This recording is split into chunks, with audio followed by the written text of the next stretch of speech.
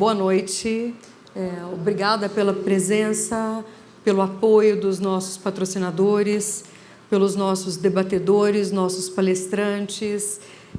Presidente, chegou na hora certa, por gentileza, junte-se a mim aqui, por favor.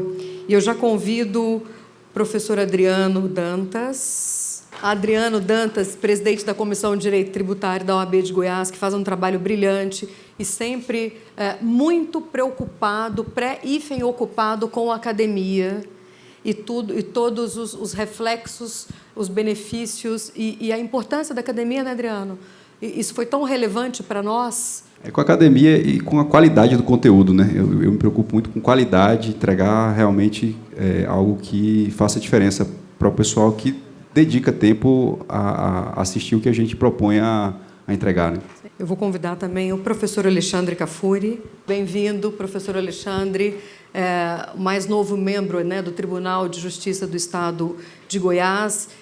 E para nossa sorte, alguém que conhece muito bem direito tributário, tecnicamente, analiticamente. Então, é uma felicidade, uma satisfação para a academia e é muito importante tê-lo conosco aqui, especialmente no momento em que nós falamos em cooperação entre os entes, né?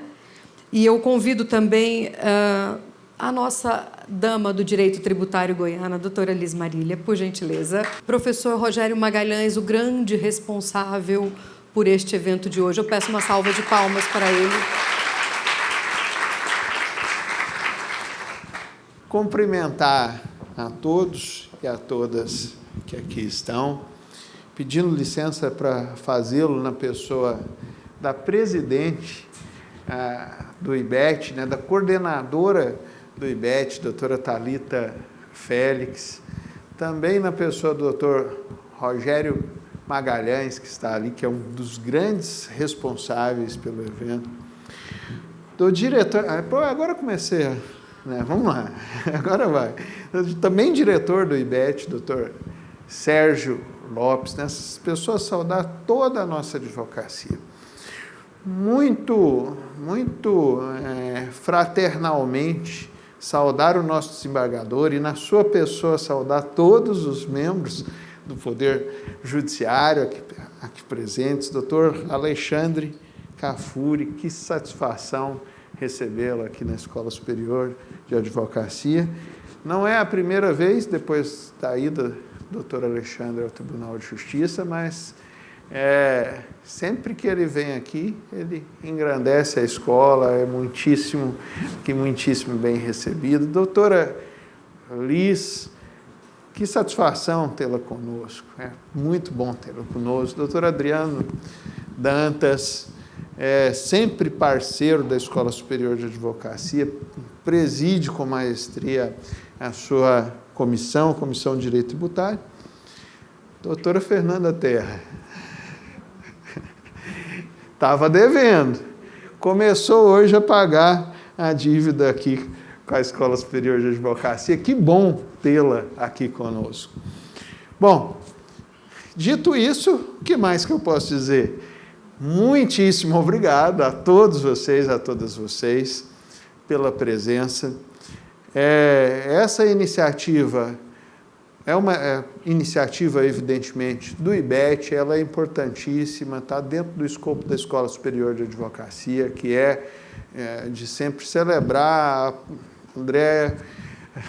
Andréa Vec, minha pessoal amiga, muito obrigado pela presença, que é celebrar, difundir o conhecimento. A temática das mais pertinentes, né? O direito tributário dispensa qualquer comentário sobre a sua importância, porque presente na vida de todos nós. Para mim, como criminalista, cotidianamente, a visão que eu tenho é que o Estado incrimina, por vezes, a própria sonegação fiscal. Na verdade, ela é incriminada em determinados casos e se vale do direito penal como via oblíqua para recebimento de créditos tributários, e isso muito nos preocupa, a expansão do direito penal. Mas eu não vim aqui palestrar, não vim aqui discursar, eu vim aqui foi dizer a vocês aquilo que eu já disse. Muito obrigado, que tenham um ótimo proveito e que contem sempre com o apoio da Escola Superior de Advocacia para iniciativas como essa. Muito obrigado a todos e a todas. O tema desse nosso evento é reforma tributária sobre o consumo e sobre o patrimônio no Brasil. Eu costumo dizer o seguinte: nós temos uma bendição para alguns e uma maldição para outros. Me permito até falar mais baixo. Vivermos o tempo em que todas as regras do jogo tributário brasileiro estão em profunda modificação. Todas. Patrimônio, consumo, renda, folha de salários, processo tributário e processo administrativo. Se o copo está meio cheio ou está meio vazio, depende do olhar de cada um. Correto? Mas eu penso que é uma oportunidade única de vivermos esse tempo em que nós participamos do processo legislativo, dos debates legislativos, que a nossa opinião interfere, ela chega ao Parlamento brasileiro e, ao mesmo tempo, nós já estamos vivenciando a implementação das novas regras que passarão a valer a partir de janeiro do próximo ano. Nós temos aí 6 meses e meio para o início do próximo sistema tributário, paulatinamente, mas ele já começa. E hoje o nosso propósito é ouvir alunos e ex-alunos do IBET de Goiânia sobre essa reforma do processo tributário. E eu passo a palavra agora para o nosso desembargador, professor Alexandre Cafuri.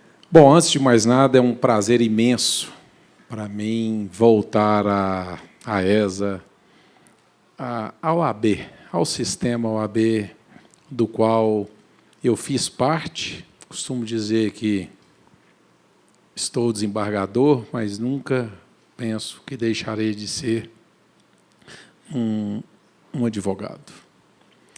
Um advogado, agora, como eu digo, de uma causa plural e não tanto individual, procurando, através deste trabalho, representar tudo aquilo que eu tive a oportunidade de conhecer, de vencer, de perder, que a advocacia me deu.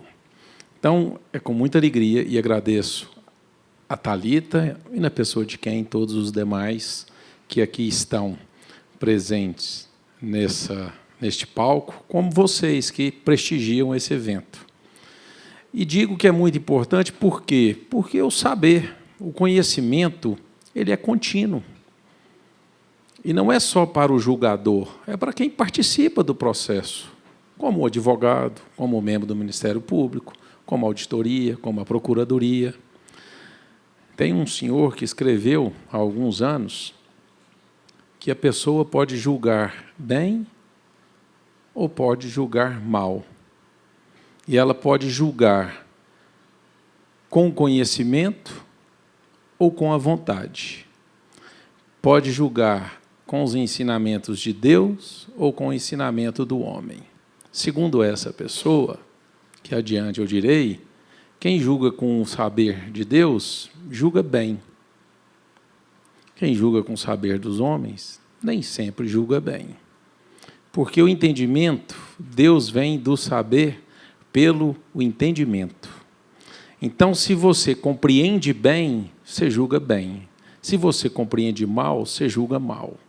E quando você julga com vontade, e digo isso no processo de julgar, mas falo no processo do advogado também, você pode julgar com a razão. E com a razão, com a vontade, você nunca vai julgar bem. Porque se você for um apaixonado, você vai julgar como um cego. Não vai deixar.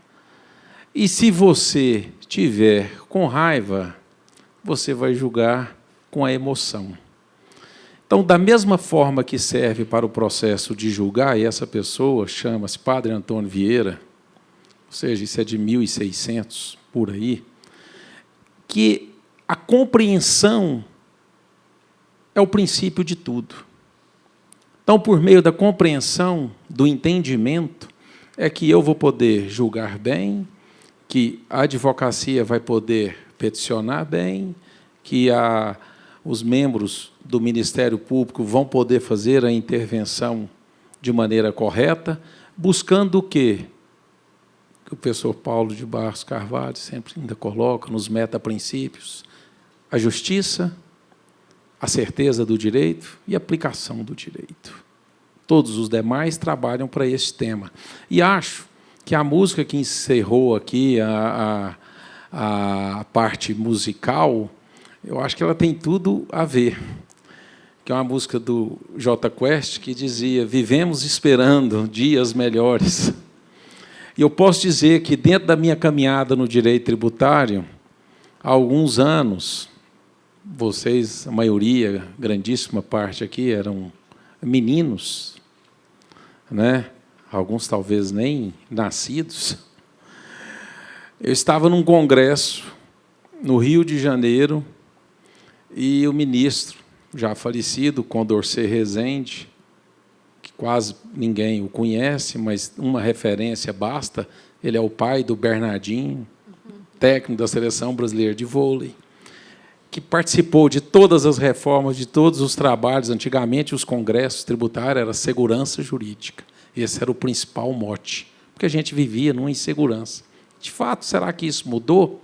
E ele brincou comigo, falou: olha, estou vendo que você está muito motivado, muito animado, mas desde 1950 a gente trabalha esse tema e o negócio não sai do lugar, né? E vai só renovando. Então, não é que eu não seja estava conversando aqui antes do início, um tremendo otimista com relação a essa reforma, mas vejo com muita preocupação, não a reforma em si, mas é a aplicação e o desenvolvimento dessa reforma. Por quê? Basicamente, cita aqui um exemplo. Hoje nós temos o CONFAS. E o CONFAS, que é a reunião dos secretários de Fazenda, das unidades federativas, ele já não entra muito em consenso. Agora, você imagina quando você joga para dentro o município, você põe de um lado a União, aí você cria um comitê gestor, e esse comitê gestor já tem 27 do Estado, com 27 do município, e se tiver uma demanda para onde você vai discutir com quem. Então, de alguma forma, eu sei que era importante e acredito na mudança, ela é fundamental, mas mais do que a mudança, e cito aqui até pela importância do IBET, numa dessas participações em eventos, o professor Paulo ainda comentou uma vez: se o pessoal respeitasse o que está na Constituição, já seria a maior reforma do mundo. Mas não respeita o que está na Constituição. E será que a reforma, por um lado, não é uma resposta à sociedade, porque precisava de alguma mudança, ao legislativo, ao interesse? Mas não importa, ela está posta, nós vamos viver a partir de janeiro, como disse a Thalita, né? Já estamos, mas efetivamente a transição começa em janeiro do ano que vem, e isso aqui é fundamental. E essa preocupação é do tribunal também. Nós estamos preocupados com o que já está posto e o que está por vir. E somente poderemos avançar, contribuir com discussão, com estudo, com o debate. Isso é fundamental para que a gente possa alcançar aquilo que todos nós almejamos. E mais do que isso, eu acredito, estou no tribunal, não é simplesmente pela fala, é uma oxigenação, o quinto. Não, é efetivamente para fazer a sociedade cada vez mais partícipe do processo decisório. A visão que nós levamos, vejo isso hoje na prática. Estava até Dantas pensando uma vez numa outra palestra que a convite fui fazer: desembargador, qual a sua sugestão? Depois eu fiquei pensando, e na prática a gente vai vivenciando isso. O fato de estarmos aqui e conversar com dono de empresa, de padaria, de cafezinho, de indústria, com profissional liberal, com demissão, com compra, com cano do fornecedor, isso traz para a gente uma vivência que a grandíssima maioria não tem. E isso, eu não vou dizer que enriquece, Mas isso, no meu sentir, torna mais justa a decisão. Cândido Rangel, num livro que chama Instrumentalidade do Processo, fala: o jurista pode muitas vezes proferir uma sentença juridicamente correta, porém injusta. E não é isso que nós buscamos. Ninguém busca isso. Então, parabenizando o evento, parabenizando essa... Estou sabendo que a parte musical, né, Rogério, foi a primeira vez, e queria parabenizar também o músico aqui, para além da iniciativa de vocês, foi bacana, tornou mais leve aqui o evento, de fundamental importância. E para vocês que estão aqui, parte na graduação, parte já recém-formado, essa busca tem que ser contínua, diária, né? Isso é fundamental para que vocês possam, além de contribuir para uma sociedade mais justa, melhorar cada vez mais o dia a dia de cada um. Então, que tenhamos mais eventos, sempre que possível eu estarei presente, porque eu acredito nessa interlocução das instituições, acho isso, inclusive, de fundamental importância, e parabenizar a diretoria da ESA para sempre, na pessoa do meu amigo Lustosa, que faz um trabalho como poucos, né, por essa iniciativa. Muito obrigado. Para nós do IBET Goiânia, é uma satisfação ímpar um evento como esse. E veio a calhar mais uma grande satisfação de ver o meu professor de Direito Tributário, Alexandre Cafuri, hoje desembargador do Estado, aqui falando conosco. Eu vivi aqui um filme no tempo, né? Lembrando da época da escolha de fazer a prova da segunda fase em Direito Tributário, e eu ouvi de alguns: você é maluco? Você está doido? Esse negócio é muito complicado. A gente que é tributarista escuta isso o tempo todo, né, gente? Eu vi algumas cabecinhas aí meneando, porque é mesmo, a gente escuta. E essa ideia ela é fantástica. A ideia de trazer os alunos do IBET Goiânia para serem as estrelas da noite. Esse é o ápice desse evento, né? A gente vê vocês que passam o semestre, né, estudando tanto, porque quem não faz IBET, eu quero contar para vocês, são mais de 300 páginas a cada 15 dias, gente. Tem que querer muito, né? Tem que querer muito, não é, Glaucia? Seminários, trabalho. Aí chega na aula, o professor ainda quer saber a sua opinião, quer saber qual é a sua premissa. E é tão interessante, porque a gente faz isso, e no início vocês sofrem, né? E no final é como se vocês tivessem treinado com 2, 3 quilos de areia em cada perna, e a gente solta esse saco de areia, e vocês voam, vocês não correm, vocês voam. Vocês vão ver aqui essa noite esses meninos e meninas brilhando, falando sobre direito tributário com fluência, falando sobre direito tributário com paixão, com dedicação. Mas isso tudo é fruto desse método fantástico que o professor Paulo legou para nós. E por isso que a gente pode dizer que nós somos uma escola de pensamento. Alguém me mandou uma mensagem sobre o evento, né? Quando eu for me manifestar, vocês têm alguma ideia sobre a reforma? Vocês têm alguma premissa, né? Uma pessoa educada, não querendo ser deselegante. E eu falei: fica tranquilo, fala o que você quiser, porque aqui é uma escola de pensamento. A gente, nas nossas aulas, nas nossas mesas redondas do IBET, a gente incentiva os alunos, né? Quantas vezes eu falo para vocês: você não vai perder pontos se eu pensar diferente. Você vai perder pontos se você não souber sustentar a sua premissa. Então, a gente tem que viver isso na prática. Hoje aqui nós vamos ver pessoas falando bem, mal, mais ou menos sobre a reforma. O que a gente quer? A gente quer pensar a reforma. Porque, como o professor Cafuri falou, tem muita coisa para ser resolvida até janeiro do ano que vem. Tem hora que isso me dá um frio na barriga. Quando eu penso, né? E que bom, é por isso que o pessoal das outras áreas fala: esse pessoal é doido, chegaram os tributaristas. Porque nós vamos nos debruçar agora sobre mais de 500 artigos de regulamentação da coisa. E por aí vai.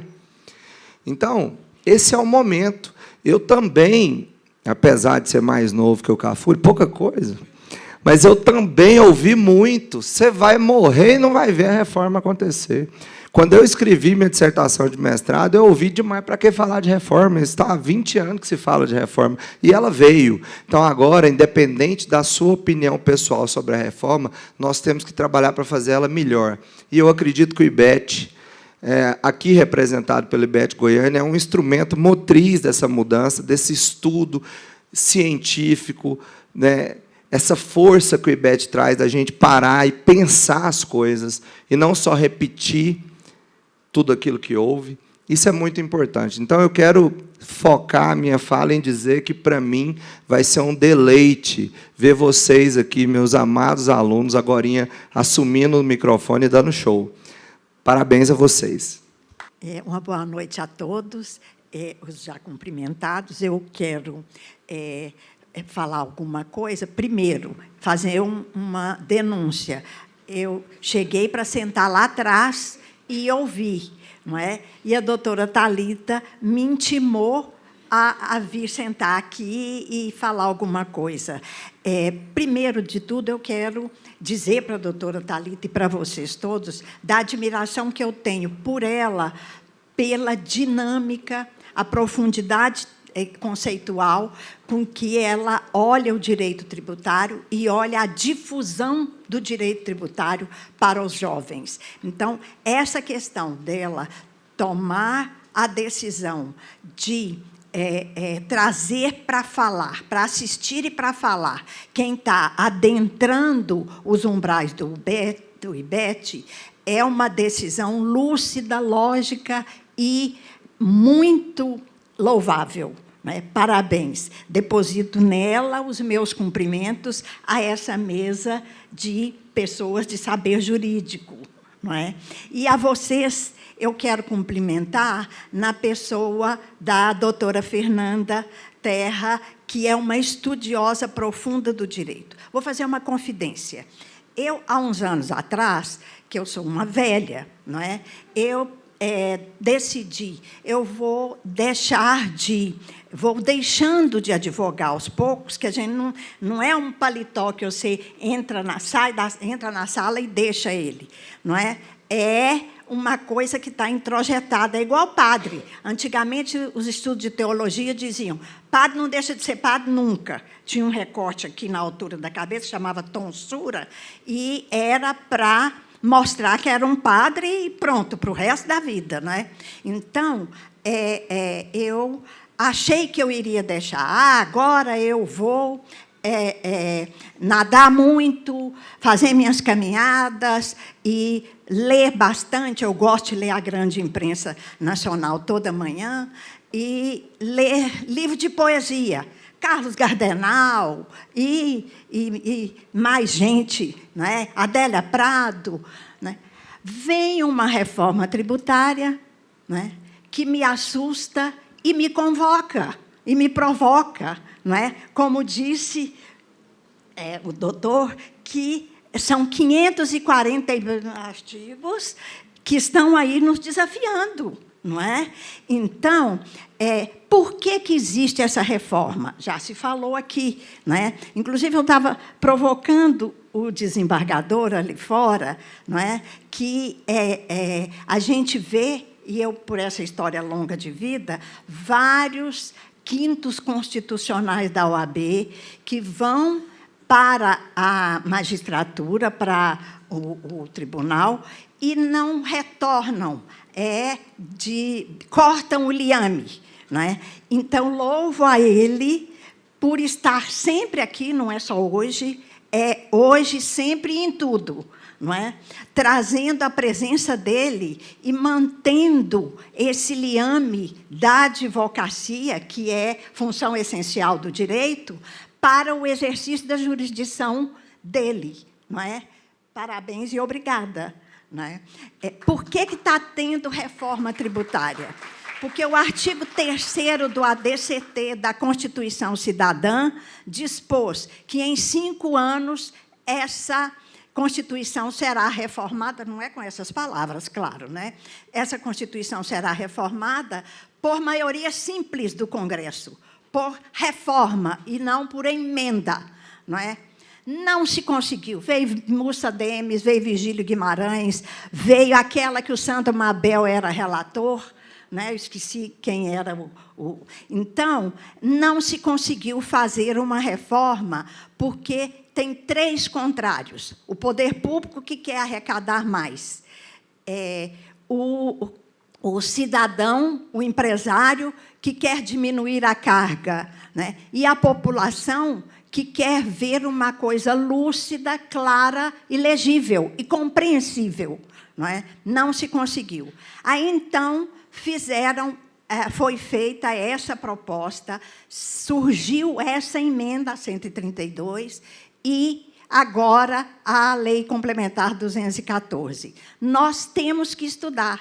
Eu dizia para o desembargador, ou foi para o doutor André Juiz, ali fora agora, que as primeiras coisas que vão surgir lá, no meu ver, serão as disputas dos estados e, principalmente, dos municípios, que houve uma lesão gravíssima ao Pacto Federativo.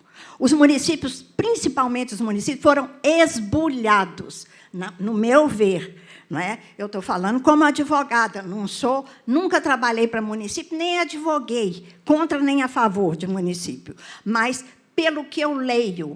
Não é? Então, acho que na mesa de vocês vão surgir discussões desse teor. Não é? E é com alegria que eu vejo essas cabeças jovens, esses olhinhos brilhantes e esse pessoal querendo entender. Cabe a vocês implantar, deglutir, mastigar e produzir reflexões sobre essa reforma que aí está. Tá? E um bem-vindo a todos. Boa noite, senhoras e senhores. Bom, primeiro, é uma honra participar da abertura desse 3º simpósio do IBET. E eu gostaria, inicialmente, de parabenizar o doutor Rogério. Eu tenho feito alguns eventos e, meu Deus do céu, dá um trabalho danado. Então, eu percebo que, para a gente ter um auditório como esse cheio e com todos os elementos que a gente vê aqui, tudo isso é pensado, organizado, dá um trabalhão danado. Então, parabéns, Rogério. O evento está belo e tenho certeza que a sua mão teve em cada detalhe. Aí, como comecei falando com o Rogério, tem que parabenizar também a doutora Maria, porque pela história dela, e aproveitar para convidar todos a assistir o videocast que a gente gravou com ela, que foi muito divertido, muito legal. Quem não teve a oportunidade, depois procure no YouTube. E falar também do desembargador Kafuri. Recentemente, nós tivemos a oportunidade de realizar o convencimento lá e fui muito bem atendido. É muito diferente quando a gente consegue falar com um desembargador que nos entende, que nos compreende, que nos ouve, né? Então, acho que, nesse aspecto, é muito importante. O quinto, é muito importante ter um desembargador que busca a compreensão. E, por último, agradecer naturalmente a Thalita e parabenizar pelo IBET, que é essa instituição maravilhosa. Agora, para o que eu escrevi aqui. Bom, nós temos pela primeira vez, pelo menos ao longo da minha vida, uma reforma desse impacto, né? E é uma reforma que eu não acreditava que aconteceria de forma alguma, porque a proposta inicial era uma alíquota de 25%. Eu falei, rapaz, eu pago 3,65 de PIS e COFINS, como é que eu vou passar para pagar 25%? Isso é impossível, né? E acabou vingando, não é 25%, vai ser 27%, com o desconto vai para 19%, mas é surreal do mesmo jeito. Então, não achava que iria acontecer. E aconteceu. Então, é uma reforma que ela redefine a relação Estado-contribuinte, né? Eu coloquei aqui assim, ó, a relação entre os produtores de riqueza e o Estado, que, ao fim, é quem garante essa riqueza, né? Então, de fato, é uma relação muito importante. O Estado, sem o nosso dinheiro, não consegue nem garantir a nossa riqueza. Então, é uma relação importante para a sociedade de modo geral. E aí eu gostaria de destacar, por fim, mais importante, o elemento número 1 desse evento, que é o fato de que o IBET dá oportunidade para aqueles que lá estudaram, e outros, de falar em público. E eu percebo, ao longo da minha história de advocacia, que a gente aprende a caminhar, o pessoal aprende o caminho caminhando, né? E a gente aprende a falar em público, aprende a se expor, aprende a fazer sustentação oral fazendo. Então, essa oportunidade aqui é uma oportunidade das pessoas terem essa experiência, que é fundamental para que elas bem exponham o que pensam, e, ao fim e ao cabo, na advocacia, o nosso trabalho é de convencimento. Então, se a gente não se faz por bem entender, a gente não consegue ser compreendido, como bem destacou o doutor Alexandre Kafuri. E aí, se você não é compreendido, ou o desembargador volta com a vontade, ou ele volta com o relator. É um dos dois. Então, fundamental a gente bem expor para ser compreendido e realizar o nosso papel, né? Tem mais alguma coisa que eu falei aqui? Sim. Por último, pessoal, convidar todos que ainda não participam da comissão a participarem. Quem não souber, é meio complicado, simplesmente procure alguém que faz parte da comissão e peça para ser adicionado nos grupos de WhatsApp, que você vai ficar por dentro de tudo que acontece e vai poder participar das reuniões normalmente. Então, é isso. Prazer e tenha um bom evento.